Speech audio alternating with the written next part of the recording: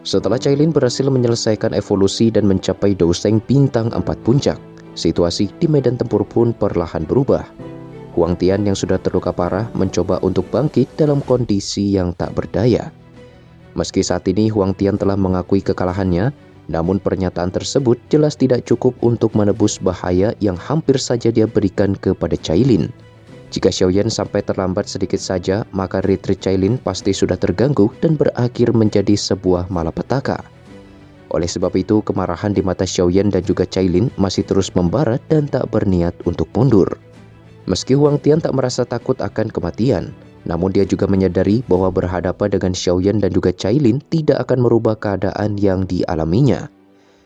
Dari kejauhan, Yao Ming pun tampak sedikit merenung. Jika Xiaoyan bersikeras membunuh Huang Tian, hal ini kemungkinan akan memicu masalah besar ke depannya.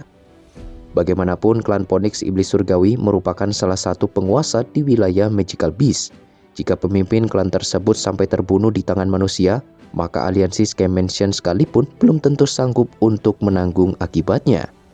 Terlebih jika Aula Jiwa sampai memanfaatkan kesempatan ini, maka masalah yang akan mereka hadapi tentu akan menjadi semakin merepotkan. Dalam keadaan terdesak ini, Huang Tian akhirnya mengambil langkah terakhir yang bisa dia lakukan untuk menukar harga dirinya dengan sebuah informasi yang bisa saja membuat Xiaoyan terkejut. Ternyata penyerangan ini dilakukan karena mereka mendengar adanya konflik besar yang terjadi di dalam klan naga Void kuno. Menurut Huang Tian, Sang Kaisar Naga kemungkinan sudah mengambil langkah yang cukup berlebihan dan menyebabkan nyawanya berada dalam bahaya. Jika Xiaoyan sampai terlambat, kemungkinan Sang Kaisar Naga benar-benar akan kehilangan nyawanya. Mendengar hal itu, ekspresi Xiaoyan dan juga Cailin pun seketika berubah menjadi suram. Mereka kini dilema untuk mengambil keputusan antara menyelesaikan urusan dengan Huang Tian atau segera pergi untuk menyelamatkan Xian.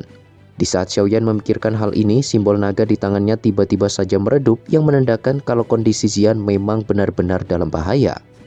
Tanpa pikir panjang, Xiaoyan pun langsung merobek ruang spasial dan membuat Cailin pergi menuju wilayah naga Void kuno. Sebelum pergi, Xiaoyan juga menegaskan kepada Huang Tian bahwa masalah di antara mereka masih belum selesai. Jika sampai terjadi sesuatu kepada Xian, maka seluruh klan Phoenix Iblis Surgawi akan menanggung akibatnya. Sementara itu, situasi di wilayah Pulau Naga Utara kini benar-benar sangat kacau dan berubah menjadi sumber bencana. Semua ini disebabkan karena Raja Naga Utara telah mengaktifkan sebuah formasi iblis transformasi naga yang merupakan sebuah teknik terlarang yang sudah dimusnahkan ribuan tahun yang lalu. Teknik ini diciptakan oleh sang leluhur naga Void kuno untuk mendapatkan kekuatan luar biasa. Namun syaratnya adalah dengan mengorbankan setiap kehidupan yang berada dalam formasi untuk dirubah menjadi bentuk kekuatan bagi orang yang mengaktifkan formasi tersebut. Karena metodenya yang sangat kejam, teknik ini pun akhirnya dihapus untuk selamanya. Namun tak disangka Raja Naga Utara berhasil menemukannya dan menggunakan teknik terlarang ini. Bahkan saat ini seluruh area pulau sudah terjebak dalam formasi dan menyebabkan para ahli dari 3 pulau naga musnah menjadi kabut darah. Berkat pengorbanan tersebut, kekuatan Raja Naga pun berhasil mendapatkan peningkatan yang bahkan melampaui batas. Sesaat kemudian, sebuah pilar cahaya pun seketika melonjak dari tengah pulau dan memperlihatkan 2 sosok yang perlahan keluar dari kabut darah. Salah satunya adalah Xian yang sedang terluka parah akibat pertarungan sengit yang dia alami. Dan penyebab semua itu adalah Sang Raja Naga Utara yang kini telah bertransformasi menjadi sosok monster yang memiliki 3 wajah. 2 di antaranya adalah wajah Raja Naga Barat dan Selatan yang menandakan bahwa Raja Naga Utara sudah menyerap kekuatan mereka berdua. Terlebih dengan bantuan formasi iblis, kekuatannya semakin melonjak dan membuat Xian tak mampu untuk melakukan perlawanan. Di samping itu, para ahli dari Pulau Naga Timur sama sekali tak bisa membantu Xian. Mengingat siapapun yang mencoba masuk ke dalam formasi akan langsung dilenyapkan menjadi kabut darah yang memperkuat doki Raja Naga Utara. Tentu saja efek samping dari penggunaan formasi iblis ini adalah kesadaran sang pengguna yang perlahan terkikis oleh kegilaan yang tak terbatas. Meski begitu, Raja Naga Utara sama sekali tak memperdulikan hal tersebut dan yakin kalau dirinya pasti akan menjadi kaisar naga terkuat dalam sejarah klan naga Void kuno. Setelah pertarungan berlangsung cukup lama, kondisi Xian saat ini tampak semakin melemah. Melihat hal itu, Raja Naga Utara pun sontak dipenuhi kegembiraan dan yakin bahwa kemenangan sudah pasti berada di tangannya.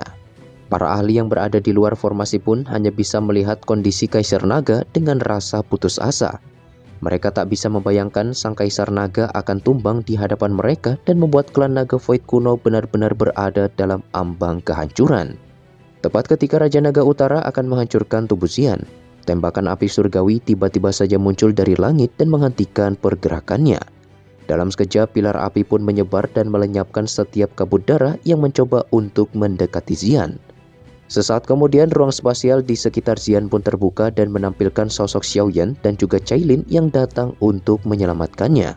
Kemunculan mereka jelas membuat para ahli dari Pulau Naga Timur merasa sedikit lega, akan tetapi situasi yang mereka hadapi sekarang terlalu berbahaya, di mana kekuatan Raja Naga Utara masih terus melonjak dan hampir mencapai bintang 6 Douseng. Di lain sisi, Xian tampak memuntahkan darah yang bercampur dengan racun dari formasi.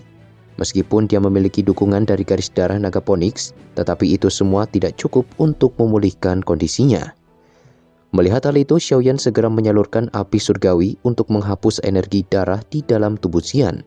Setelahnya, Cailin lantas membawa Xian pergi meninggalkan formasi iblis, sementara Xiaoyan akan tetap tinggal untuk menghadapi Raja Naga Utara. Singkatnya, pertarungan pun kembali berlanjut. Di sini Raja Naga Utara terus menyerang Xiaoyan secara brutal dan tak memberikannya kesempatan untuk menyerang balik.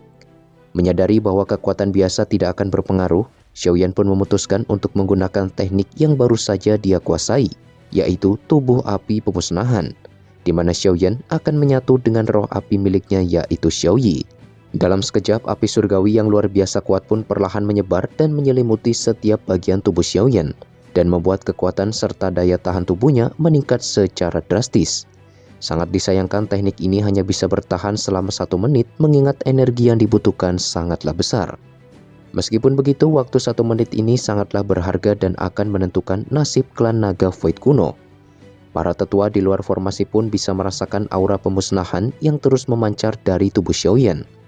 Hal ini memberikan mereka sebuah harapan dan yakin kalau Xiaoyan pasti memiliki peluang untuk menang.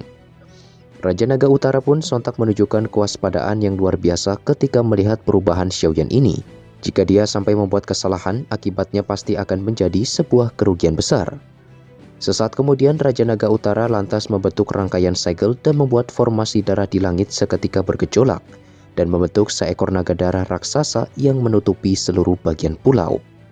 Melihat hal tersebut, Cailin pun segera memindahkan para pasukan yang masih berada dalam jangkauan formasi. Meskipun kecepatan yang digunakan Cailin sudah sangat luar biasa, tetapi masih ada cukup banyak pasukan yang tak selamat dan berakhir menjadi kabut darah. Sementara itu, Raja Naga Utara yang semakin dipenuhi kegilaan lantas melompat ke langit dan menyatu dengan naga darah tersebut. Setelah penyatuan ini, naga raksasa yang awalnya terdiam pun memancarkan aura kehidupan dan perlahan membuka matanya. Semua orang pun dapat merasakan energi destruktif yang terpancar dari tubuhnya benar-benar sangatlah menakutkan. Bahkan seorang elit Douseng bintang 5 sekalipun tidak akan selamat jika sampai terkena serangan ini secara langsung. Akan tetapi, Xiaoyan justru melesat lurus layaknya sebuah meteor dan mengejutkan semua orang. Begitu benturan keras terjadi, energi darah yang menyebar dari tubuh naga pun seketika meredup ketika menabrak tubuh Xiaoyan yang diselimuti api surgawi.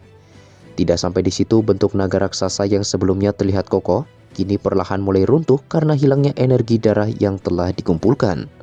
Raja Naga Utara yang sudah menyatu dengan naga darah pun benar-benar dipenuhi rasa keputusasaan. Jika serangan ini sampai gagal, maka tidak akan ada lagi kesempatan kedua. Oleh sebab itu, dia lantas mengumpulkan seluruh energi yang tersisa dan melepaskan serangan terakhir berupa manik darah sebelum akhirnya tubuh naga itu pun runtuh sepenuhnya.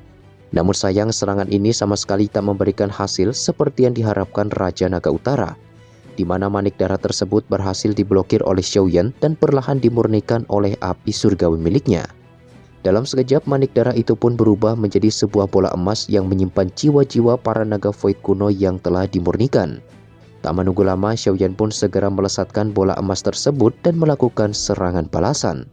Selain kecepatan serangan ini yang luar biasa, kumpulan jiwa yang terperangkap di dalamnya pun terus bergejolak dan akhirnya menghantam tubuh Raja Naga Utara dan menciptakan sebuah ledakan mahadahsyat yang mengguncang dunia. Dalam sekejap, badai energi pun menyapu ke segala arah dan melenyapkan seluruh kabut darah yang menutupi langit.